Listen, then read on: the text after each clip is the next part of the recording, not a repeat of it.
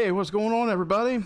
Welcome back to the cinema. This is the Cinemacast podcast movie reviews. If you guys are enjoying these movie reviews, please click that like and subscribe button down below and show some love, show some support for the channel, for all the content that we bring you guys, as well as down below in the description section, you will find the links to our social media, Discord, and other streaming platforms as well. If you guys would like to take a minute before or after today's episode, go on over, follow us, join us, get updates on more when we upload and stream, and so much more than that.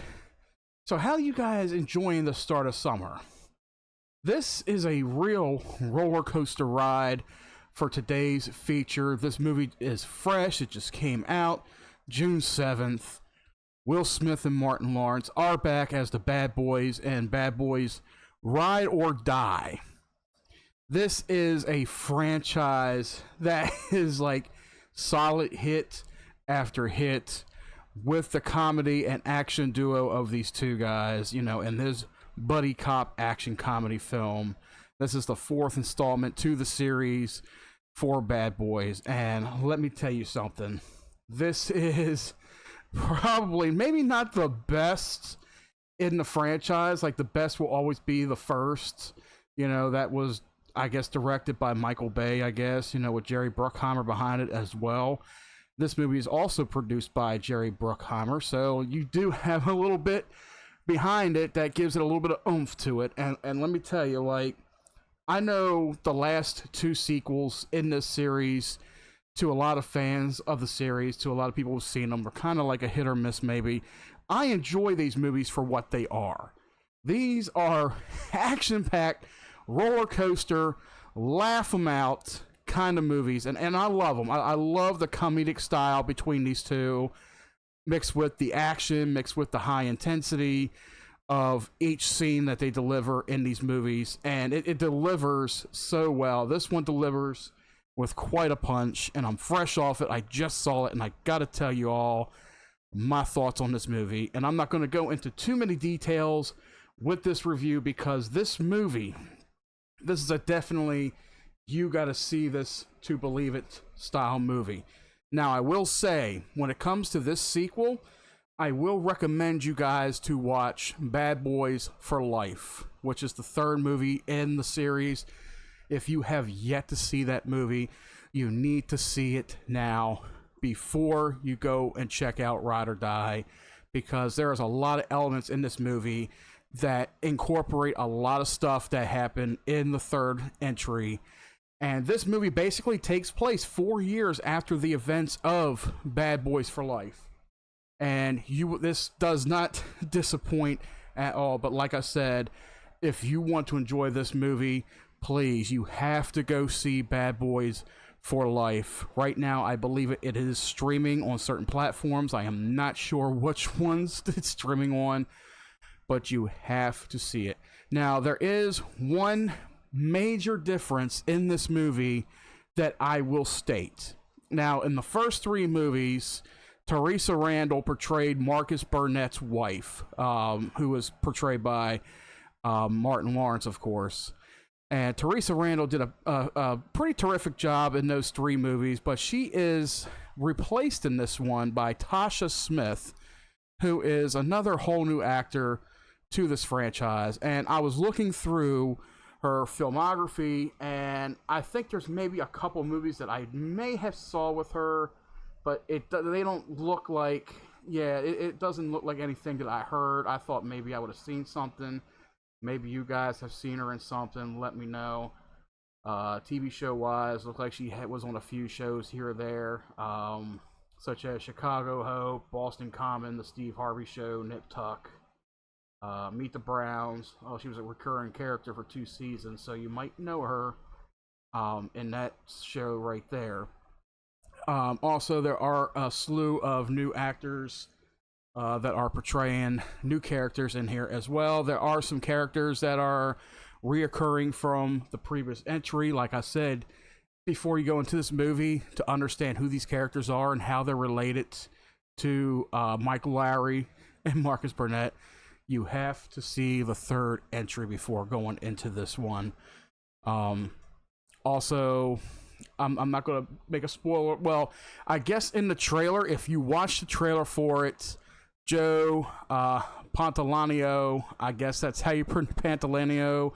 I guess that's how you pronounce his name. He was Captain Howard in the original movies, and of course, big spoiler. If you definitely did see the trailer for this, I will let you guys know. In the trailer, they mentioned that he is contacting Mike and Marcus from Beyond the Grave. So yeah, he does die. His character does die in the third movie, of course.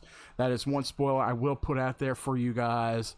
But you have to see that movie. You have to see the third one to understand why. And then this one, it takes a whole new turn that revolves around this character's death and how it makes a big influence on Mike Larry and Marcus Burnett within the movie. Now, like I said, there are some recurring characters in here, and one of them is, let me find his name, Dennis Green. I don't know him too well for any movies that he was in. He is, well, now he's considered the son-in-law to Marcus. It's Reggie. If anybody's seen Bad Boys 2, or you may have seen the one particular scene online where Marcus and Mike berate this young teenager who's taking out his daughter to a dance or something, taking her out on a date, and they're berating him at the front door. It's a hilarious scene.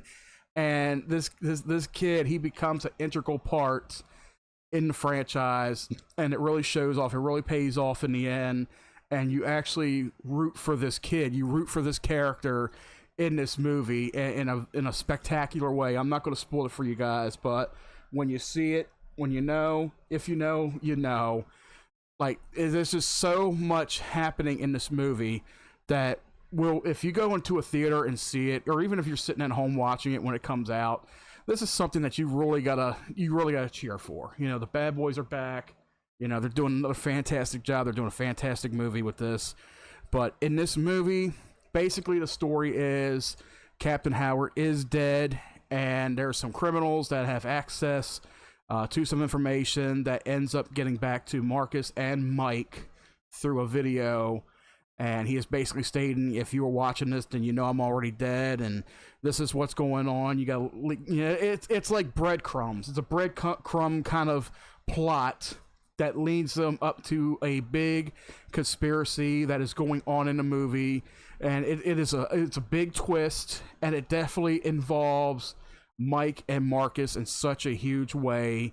And I feel like this one is probably their most dangerous, their most dangerous venture yet, in a sense. But then again, you know, each movie, it's almost like they try to hype up the action sequences throughout each movie, along with the comedic acting, some comedic parts in it.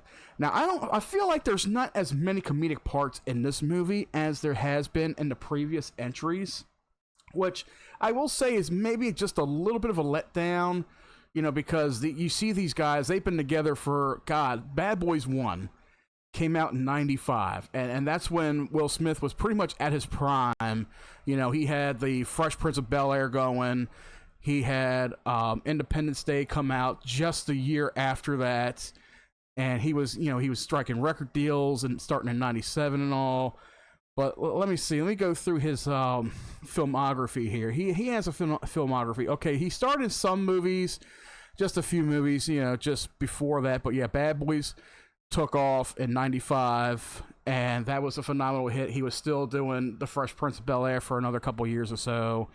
And he was getting hit after hit after hit, you know, within the next few years after that, like with Independence Day, Men in Black, Enemy of the State, Wild Wild West, The Legend of Bagger Vance, Ali, other sequels. You know, you got a sequel to Men in Black, you got Bad Boys 2, and then after that, it's just a slew of movies that have come out within the last 30 years almost for Will Smith. And some of them were great misses, and some of them are definitely hits. And I will say, you know, that the Bad Boys franchise, the Bad Boys series, this is definitely one for the books, and I really think that this is definitely a role for him.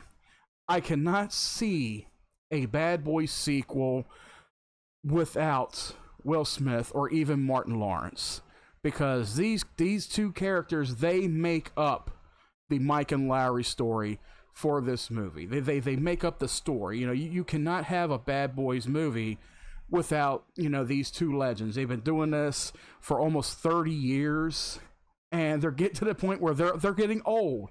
They're getting old. It's like looking at the Lethal Weapon series, which is another amazing buddy cop movie, which is action and has some comedic references to it. You know, Danny Glover and Mel Gibson, they have a really good formula together, and then they get to Lethal Weapon 4, and they feel like they're both up there in age, they're too old, they're getting too old for this shit, you know, that kind of thing, but they're still doing what they're doing.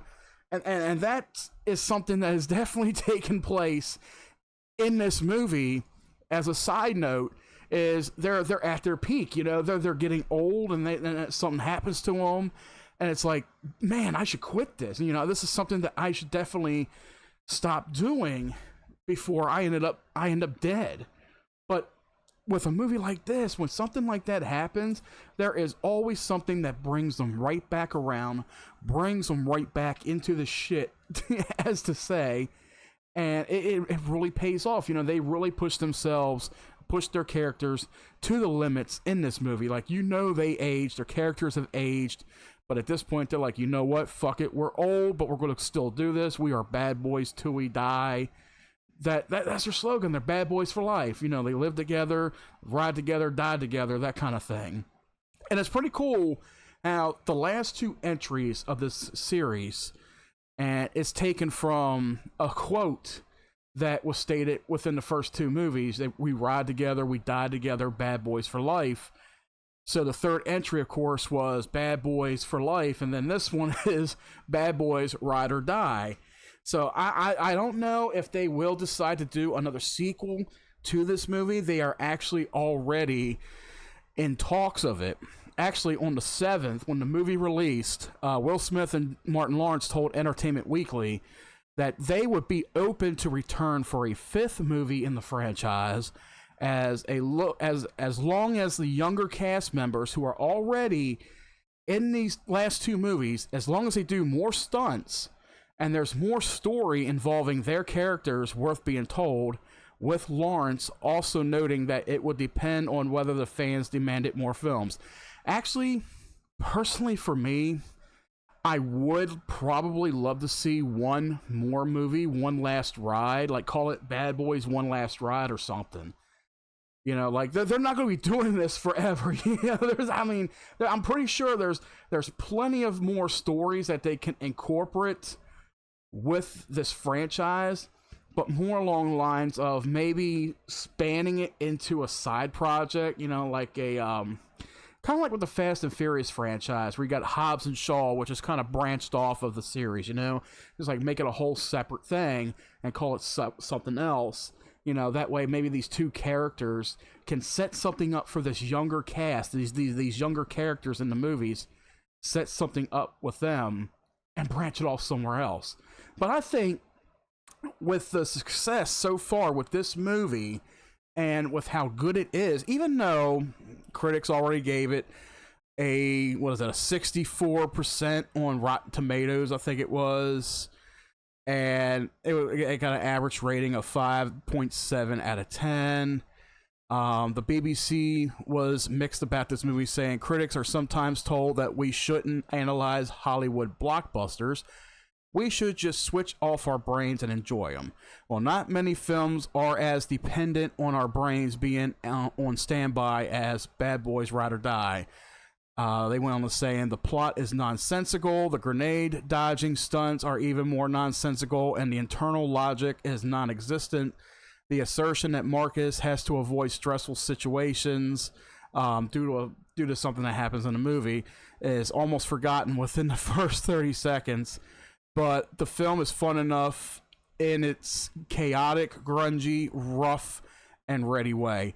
Now, I almost sort of agree, and then I kind of disagree. Like, there is a scene that happens, and it's almost like you forgot all about it after a couple minutes that it's happened, but there's a reason why it happened, and it just it doesn't really feel like it's something that should be added to this movie. It's almost like a lot of people would rather it return to its roots like the first movie was. The first movie was more serious, maybe a little bit more darker in tone, I think it was, but it was a little bit more serious with the comedic elements. Whereas, you know, more movies are added onto the series, it becomes a little bit more comical, and it's just a real thrill ride. You know, it's almost like there is a plot there. Sometimes you forget there's a plot there, and then the next scene comes in, and you're like, oh yeah, it just brings you right back around to what you're originally there for. Now, there were a few scenes where I was just like, I couldn't stop watching, you know, even if I paused the movie on the app I watched it on, of course. It's like, I really got to get back to watching this movie. You know, I know I paused it, but I really got to get back to watching it because, you know, that's how much fun I am having with this movie.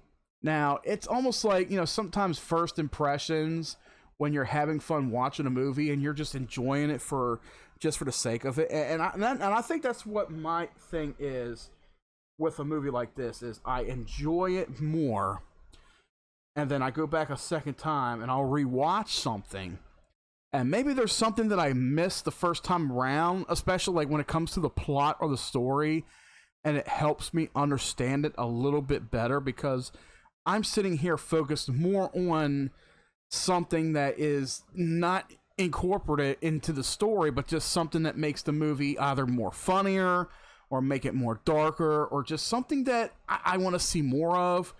But I also do enjoy a movie with a good story too. Like with the story with this one, it almost feels kind of nonsensical the way the BBC has stated, but it's something that you really got to watch the previous movie to understand certain things. And then when you get to this one, part of the plot is almost like it changed itself around. So there's a reason for one incident to happen, which happened in the third movie. And in this one, it's almost like they just kind of rewrote that in a different way as to why it happened, as opposed to how and why it happened in the third movie. So there's a little bit of confusion there that almost it's like you're fed this one thing and you're like, oh, okay, that makes sense. But then you almost forget about, like, wait a minute, there's a reason why this happened in the last movie.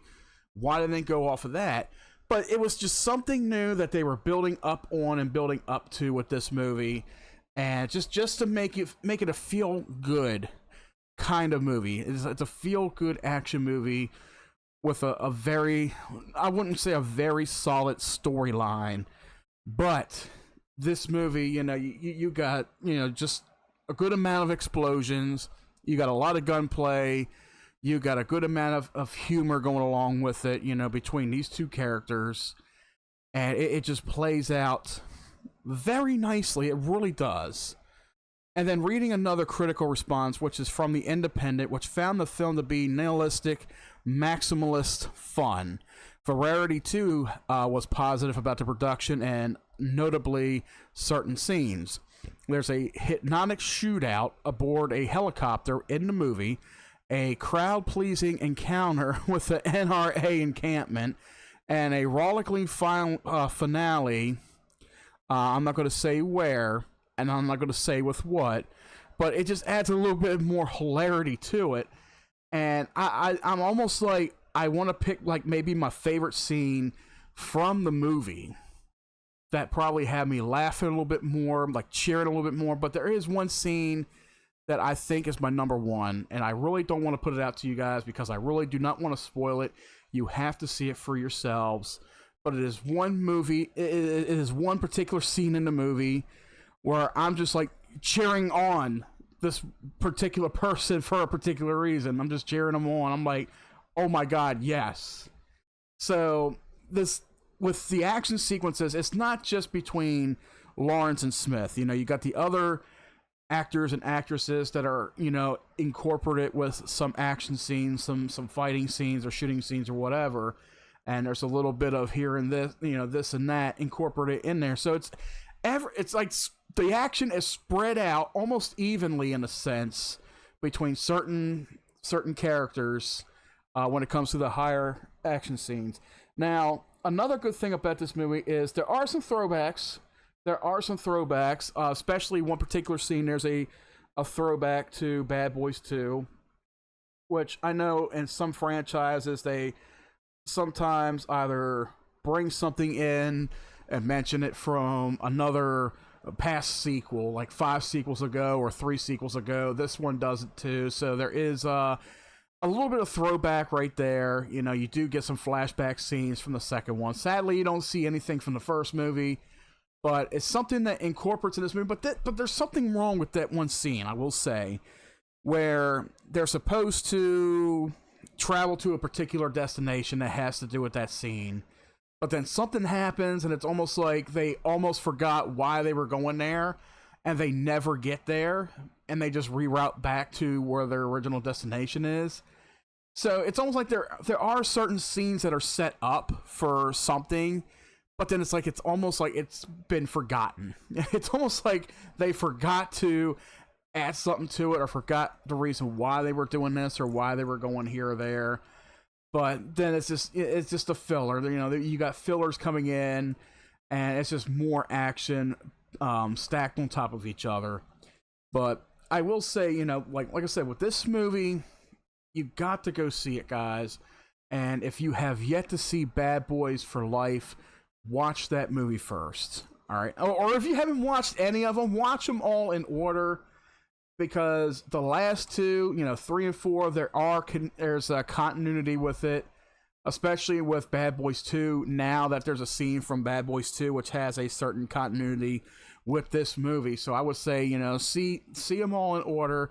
But definitely, if you've seen the first 2 and you haven't seen the third entry, watch the third entry first before you go into this movie. This movie, even though there are some confusing plot lines here, some confusing plot holes, I will say, but I think the action sequences, the comedic sequences, just the dynamic duo sequences between Lawrence and Smith it's not fresh. It's almost like sometimes it's repeated. There's certain things that are not really repeated, like certain things that are said, but you know, they try to be fresh. There is a couple new scenes in there that do make it fresh, and it really feels like they're trying to give some kind of new life to this movie.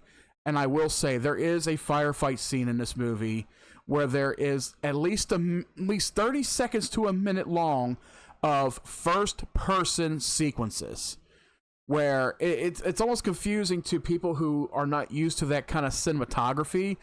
But let's just say there is a camera. There's actually a behind-the-scenes video I did see online where Will Smith had a video camera set up. You know, he had it hooked onto him for a reason. And I'm like, okay, something's got to be going on here. Like, what's the reason behind this? And then I watched the movie and I see that scene. I'm like, oh yeah, that is pretty nifty.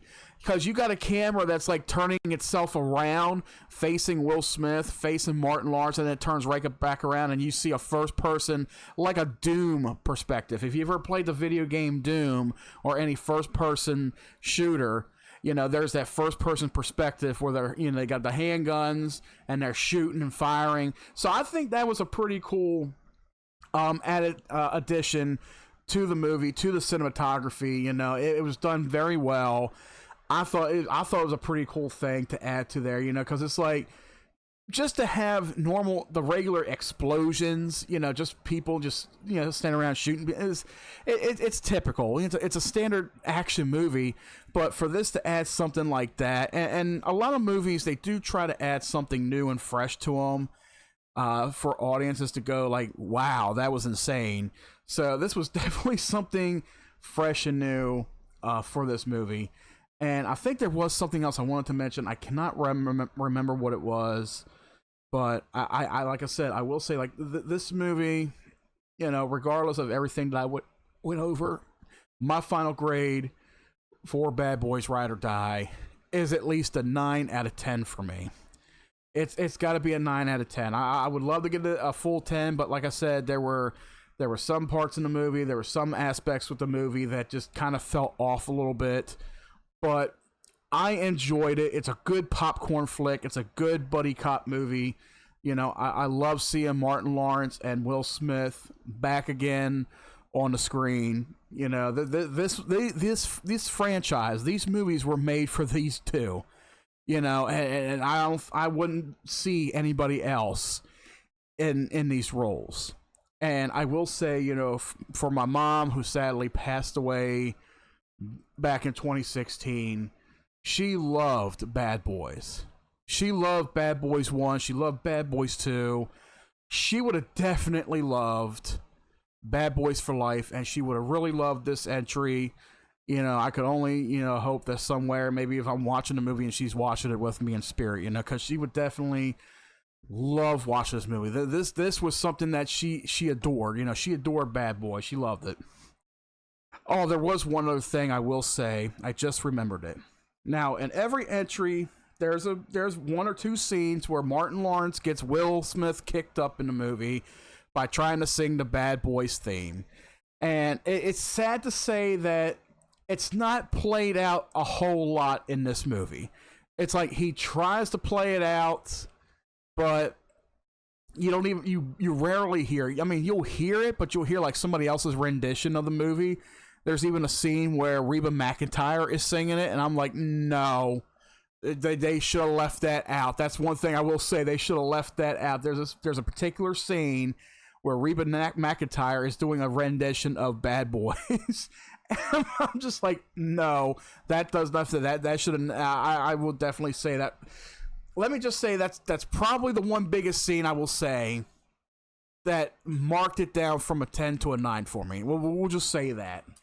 But yeah, it was a little bit of disappointment. You don't hear the Marcus Burnett going through doing the Bad Boys, you know, singing. But there's a scene where he tries, he gets Will Smith into saying it, and then of course he fucks up the lyrics like he always does. You know, he's like, we'll just leave it at that.